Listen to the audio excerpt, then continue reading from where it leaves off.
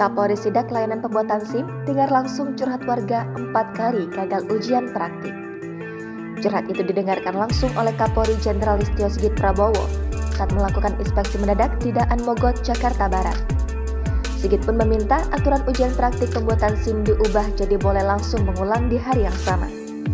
Awalnya, Sigit mengajak warga yang sedang membuat SIM untuk berdiskusi. Dia bertanya apakah masyarakat mengalami kesulitan saat membuat SIM. Selanjutnya, Sigit menyaksikan warga yang sedang melaksanakan ujian berkendara. Sigit mendoakan supaya warga itu lulus pembuatan SIM. Sigit lantas bertanya kepada Kasih SIM Polda Metro Jaya Kompol Akasa jika mereka gagal ujian praktik. Akasa menjawab mereka yang gagal ujian praktik dikasih waktu ulang 14 hari kemudian. Mendengar jawaban Akasa, Sigit meminta ada perubahan aturan. Dia ingin kebijakan mengenai ujian praktik SIM diralat, sehingga masyarakat yang gagal tes ujian praktik bisa mengulang di hari yang sama, sebab makan waktu jika datang lagi. Dia juga mendorong warga yang mau ujian diberi pelatihan lebih dulu.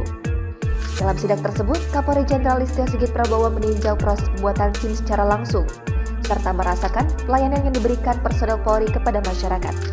Mantan Kepala Badan Reserse Kriminal Polri tersebut terlihat mengunjungi beberapa bagian mulai tempat tes tertulis hingga tes praktik pembuatan surat izin mengemudi.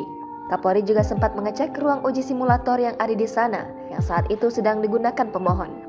Dalam beberapa kesempatan, mantan Kapolda Banten ini mengajak diskusi para warga yang sedang melakukan pemohonan pembuatan SIM.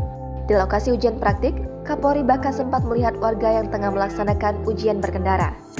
Ia pun mendoakan agar warga lulus mengikuti ujian tersebut. Warga pun sempat mengajak Kapolri berfoto. Boleh. Ada pula warga yang berterima kasih saat Listio melakukan sidak di sana dan mengapresiasi pelayanan pembuatan SIM.